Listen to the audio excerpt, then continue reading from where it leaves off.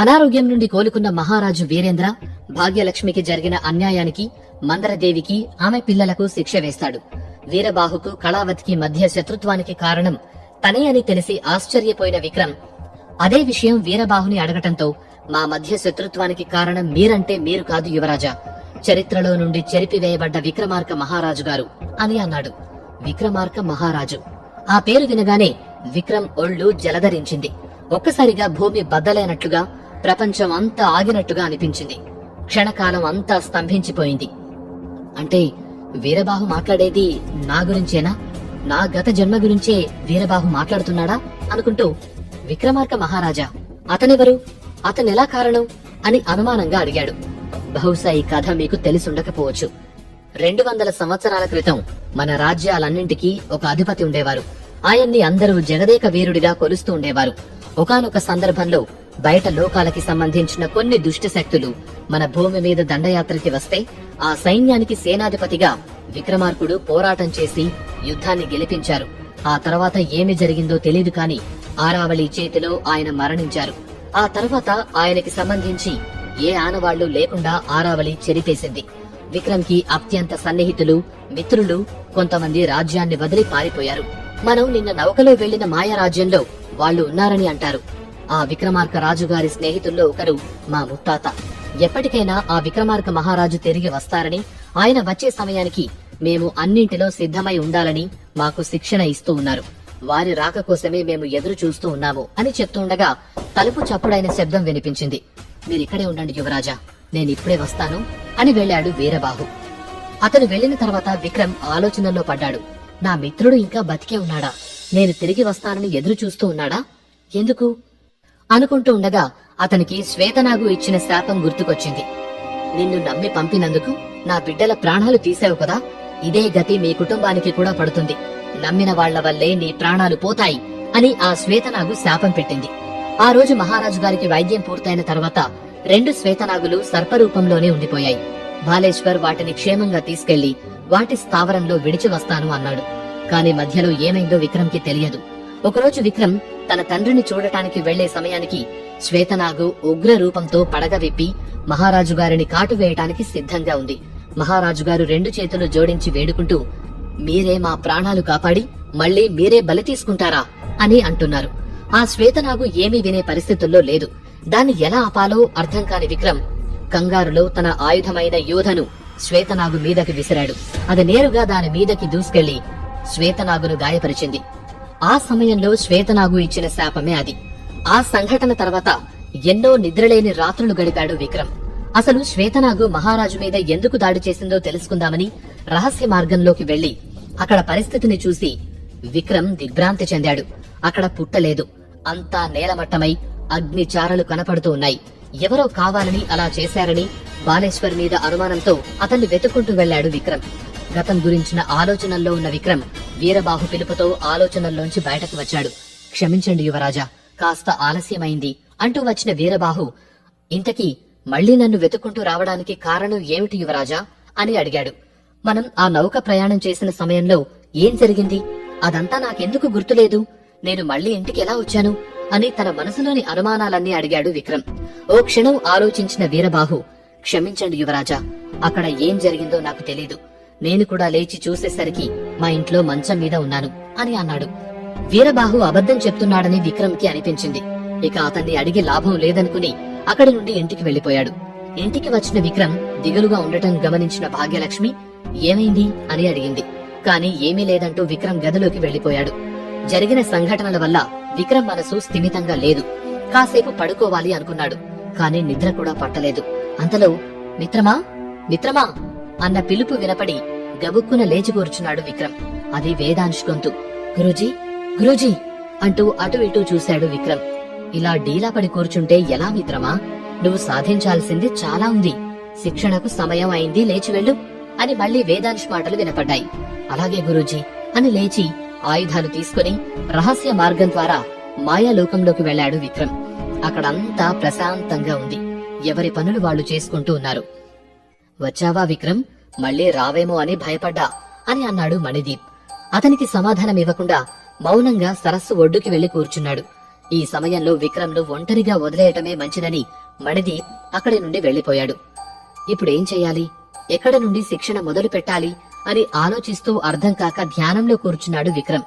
మిత్రమా అని పిలుపు వినపడేసరికి కళ్ళు తెరిచి చూశాడు. ఈ రోజు నుండి నువ్వు నీ సూక్ష్మ శరీరంతో సాధన చేయాలి. ఇక పైన కొంతకాలం ఇదే నీ శిక్షణ. నేను శరీరంతో లేను కాబట్టి నీలో నుండే నీకు శిక్షణనిస్తాను అని మళ్లీ వేదాంశ్ మాటలు వినిపించాయి. అలాగే గురూజీ అని విక్రమ్ మళ్లీ కళ్ళు మూసుకున్నాడు. మరుక్షణం ఒక విచిత్ర రంగుల ప్రపంచంలోకి ఇటు అనంత విశ్వం. మనిషి తన ఊహలో కూడా ఊహించలేనంత అద్భుతంగా ఉంది ఆ ప్రదేశం. ఆ ప్రదేశంలో అటు ఇటు చూస్తూ అడుగు ముందుకు వేశాడు. కాలికి ఏమీ తగలకపోవడంతో కిందకి చూసి చుక్కల మధ్య నుండి జారిపోయి శూన్యంలోకి పడిపోతానేమో అనుకుని భయపడ్డాడు. కాని అలా జరగలేదు. అంతలో పెద్దగా నవ్వుతూ అతనికి కొద్ది దూరంలో వేదాంశ్ కనిపించాడు. ఇంకా నీలో అనుమానాలు భయాలు పోలేదా మిత్రమా అని అడిగాడు వేదాంశ్. ఎదురుగా వేదాంశ్ రూపం కనపడగానే అన్నీ మర్చిపోయి గురూజీ అంటూ దగ్గరికి వెళ్లి కౌగిలించుకోబోయాడు. కాని ఇద్దరు సూక్ష్మ శరీరాలతో ఉండటంతో ఒకరి స్పర్శ ఒకరికి తెలియలేదు. మిత్రమా, మనం సూక్ష్మ శరీరాలతో ఉన్నాము అంటే మన శరీరాలకు స్పర్శ ఉండదు అని అన్నాడు. గురూజీ, మీరు మళ్ళీ ఇలా ఎలా అని అడిగాడు విక్రమ్. మిత్రమా, ఒక్క విషయం మర్చిపోకు. ఆత్మకి పుట్టుకే కాని మరణం లేదు. మృత్యు అన్నది కేవలం శరీరానికి మాత్రమే. ఇక నేనిలా ఉండటానికి 2 కారణాలున్నాయి. మరో జన్మకు అవకాశం లేకపోవటం, అలాగే నీ శిక్షణ ఇంకా పూర్తి కాకపోవటం. అందుకే నేను ఇంకా ఈ రూపంలోనే ఉన్నాను అని చెప్పాడు వేదాంశ్. విక్రమ్ ఏం మాట్లాడకుండా ఉండటంతో సమయం లేదు మిత్రమా, ఇక శిక్షణ మొదలు పెడదామా అని అడిగాడు వేదాంశ్. సరే అంటూ శిక్షణకు విక్రమ్ సిద్ధమవుతూ ఉండగా వేదాంశ్ మాట్లాడుతూ, ఇక్కడ నువ్వు గుర్తు పెట్టుకోవాల్సిన విషయం ఒకటుంది. నీ చేతిలో ఆయుధం లేకపోయినా నువ్వు ఒక ఆయుధం గురించి నీ మనసులో బలంగా అనుకుంటే ఆ ఆయుధం నీ చేతిలో నీకు కనపడుతుంది.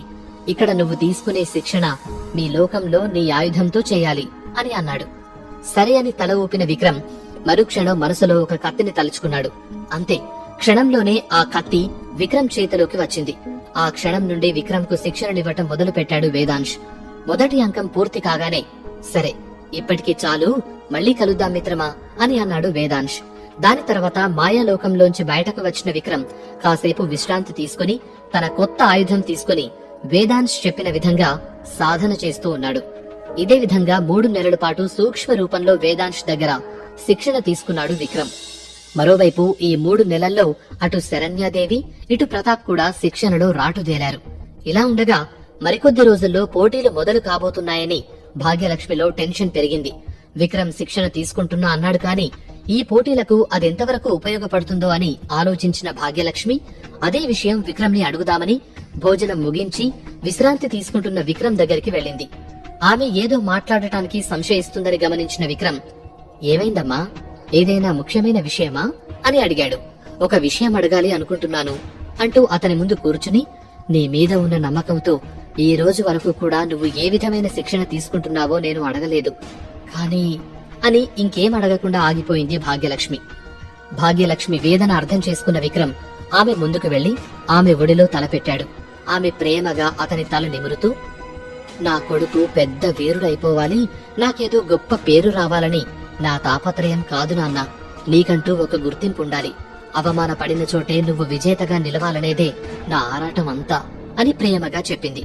ఆమె చెయ్యి పట్టుకున్న విక్రమ్, నీ భయం అర్థం చేసుకోగలనమ్మా.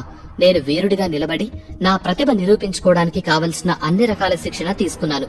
వచ్చే పోటీల్లో ఖచ్చితంగా అందరి అంచనాలు తలకిందులు చేస్తాను అన్నాడు ఆత్మవిశ్వాసంతో. ప్రతాప్ సింహనో లేక శరణ్యను ఓడించినంత తేలిక కాదు ఈ పోటీలు. ఇందులో అన్ని రకాల విద్యల్లో ఉత్తమ శిక్షణ పొందిన వారు పాల్గొంటారు అని భాగ్యలక్ష్మి చెబుతుండగా పెద్దగా నవ్విన విక్రమ్, నీ కొడుకు మీద నమ్మకం లేదా అమ్మా అని అడిగాడు. నాకు నమ్మకం లేక కాదు, ఒక తల్లిగా మనసులో ఉండే చిన్న భయం. పుట్టినప్పుడే తెలుసు నా కొడుకు వీరుడవుతాడని అంటూ చిన్నగా నవ్వింది. అలా మాట్లాడుతూనే తల్లి ఒడిలోనే నిద్రపోయాడు విక్రమ్. విక్రమ్ నిద్రపోయాడని చాలాసేపు అలాగే కూర్చుని భాగ్యలక్ష్మి కూడా నిద్రలోకి జారుకుంది. విక్రమ్తో మాట్లాడి వెంటనే వచ్చేస్తానని చెప్పిన భాగ్యలక్ష్మి చాలా సమయమైనా తిరిగి రాకపోవటంతో ఆకలి వేసి విక్రమ్ గది తలుపు తీసింది ప్రమీల. లోపలికి చూసిన ప్రమీల ఒక్కసారిగా నిర్ఘాంతపోయింది. శ్వేతనాగు పడగ నీడలో విక్రమ్ పడుకున్నట్టు కనిపించటంతో తను చూసేది నిజమా భ్రమా అనేది అర్థం కాక కళ్ళు నులుముకుని మళ్లీ చూసింది. మళ్లీ అదే దృశ్యం. మళ్లీ ఒకసారి కళ్ళు నులుముకుని చూసింది. ఈసారి భాగ్యలక్ష్మి ఒడిలో తలపెట్టి నిద్రపోతున్న విక్రమ్ కళ్ళు మూసుకుని ధ్యానంలో ఉన్నట్టుగా భాగ్యలక్ష్మి కనిపించారు. ఈసారి ఇద్దరు మామూలుగా కనపడేసరికి ఊపిరి పీల్చుకుంది ప్రమీల. కాని ఇంతకు ముందు ఎందుకు శ్వేతనాగు పడగ నీడలో విక్రమ్ పడుకున్నట్టు కనిపించింది? నిజంగా అది భ్రమేనా అని ఆలోచించి అమ్మా అమ్మా అని పిలిచింది. ఇద్దరిలో ఎటువంటి చలనం లేదు. మళ్లీ గట్టిగా పిలిచింది ప్రమీల. ఇద్దరు ఉలిక్కిపడి కళ్ళు తెరిచి ఆమె వైపు చూశారు. అమ్మా భోజనం అంది ప్రమీల. ఎందుకో ప్రమీల మనసులో ఒక భయంతో కూడిన ఆందోళన, అలజడి కలుగుతున్నాయి. కాని అవేమీ బయటకి కనిపించనీయలేదు. ఒడిలోంచి లేచిన విక్రమ్ ఇంకా భోజనం చేయలేదా అని అడిగాడు. లేదన్నట్టు తల ఊపింది భాగ్యలక్ష్మి. సరే వెళ్లి భోజనం చేసే విశ్రాంతి తీసుకోమ్మా అని విక్రమ్ చెప్పగానే, సరే నువ్వు ఇక నిద్రపో, మర్చిపోకు రేపు రాజమహల్లో వేడుకలకు వెళ్ళాలి, అక్కడికి మన రాజ్యంలో ఉన్న పెద్ద పెద్ద కుటుంబాల వారు వస్తారు అని అన్నది. విక్రమ్ నవ్వేసి ఊరుకున్నాడు. మరుసటి రోజు మహల్లో జరిగే వేడుకలకు వెళ్లటానికి విక్రమ్ కు ప్రత్యేకమైన బట్టలు సిద్ధం చేసింది భాగ్యలక్ష్మి. ఆ బట్టలు వేసుకుని బయటకు వచ్చిన విక్రమ్ ను చూసిన ప్రమీల, అబ్బా దర్జాగా యువరాజులాగా ఉన్నాడు అంటూ దిష్టి తీసింది. యువరాజు లాగా ఏంటే, నా కొడుకు యువరాజే కదా అన్నది భాగ్యలక్ష్మి. అయ్యో నా ఉద్దేశం అది కాదమ్మా, మహారాజులాగా ఉన్నాడని అంటూ ప్రమీల నవ్వుతుండగా, సర్లే నువ్వు మాతో రావా, ఇంకా సిద్ధం కాలేదు అని అనుమానంగా అడిగింది భాగ్యలక్ష్మి. లేదమ్మా మీరు వెళ్ళిరండి అని ప్రమీల చెప్పడంతో ప్రమీల ఎందుకు రానంటుందో అర్థం చేసుకున్న భాగ్యలక్ష్మి రమ్మని ఒత్తిడి కూడా చేయలేదు. భాగ్యలక్ష్మి విక్రమ్లు వెళ్లేసరికి వేడుకలు మొదలయ్యాయి. మహారాజులా దర్జాగా సిద్ధమైన విక్రమ్ ని చూసి అందరూ ఆశ్చర్యపోయారు. నిజానికి ఆ పోటీలకు భాగ్యలక్ష్మి విక్రమ్లు రారని అందరూ అనుకున్నారు. కాని వస్తే బాగుండని, ఖచ్చితంగా రావాలని గట్టిగా కోరుకుంది మాత్రం రతీదేవి ఒక్కతే. సాధారణంగా ఆ పోటీలకు రతీదేవి ఒక్కసారి కూడా రాలేదు. కాని విక్రమ్ వస్తాడని ఊహించి అందమైన నీలిరంగు చీర కట్టుకుని, నల్లరంగు రవిక కట్టుకుని, ఎద సొంపులు కనిపించేలా, నాభి అందం స్పష్టంగా కనిపించేలా, చూసే వాళ్లందరి చూపులు తన వైపే ఉండాలని, అది చూసి విక్రమ్లో ఆశ కలగాలని అనుకుని మరీ వచ్చింది. ఆమె అనుకున్నట్టే అక్కడికి వచ్చిన ప్రతి మగాడు ఆమె అందం చూసి ఊహల్లో తేలిపోతూ ఉంటే, ఆడవారు మాత్రం ఆ అందం పైన అసూయ పడుతున్నారు. విక్రమ్ రావటంతోనే వెళ్లి అతన్ని పలకరించాలనుకుంది రతీదేవి. కాని అతను భాగ్యలక్ష్మి పక్కన ఉండటంతో వెనకడుగు వేసింది. కళ్ళార్పకుండా విక్రమ్ వైపే చూస్తున్న రతీదేవిని గమనించిన ఆమె సహాయకురాలు చంపక, మగాళ్ల చూపులన్నీ మీ వైపుంటే మీ చూపు మాత్రం మరోవైపున్నదేంటి, ఇదేమి విచిత్రం అని నవ్వుతూ అడిగింది. ఎంతమంది మగాళ్లుంటే ఈ లోకానికి జగదేక వీరుడు ఒక్కడే, అప్పుడు ఇప్పుడు ఎప్పుడైనా ఆ విక్రమ్ ఒక్కడే అంది రతీదేవి నవ్వుతూ. జగదేక వీరుడా, విక్రమ్ సింహ యువరాజా అని ఆశ్చర్యంతో అతని వైపు రతీదేవి వైపు మార్చి మార్చి చూస్తూ అడిగింది చంపక. ఈ పోటీల్లో విక్రమ్ గెలుస్తాడా? కళావతి తనకు మధ్య శత్రుత్వానికి కారణం విక్రమే అని చెప్పిన వీరబాహుకి ఆరావళి ప్రియుడైన విక్రమే ఈ విక్రమసింహ అని తెలిసిందా?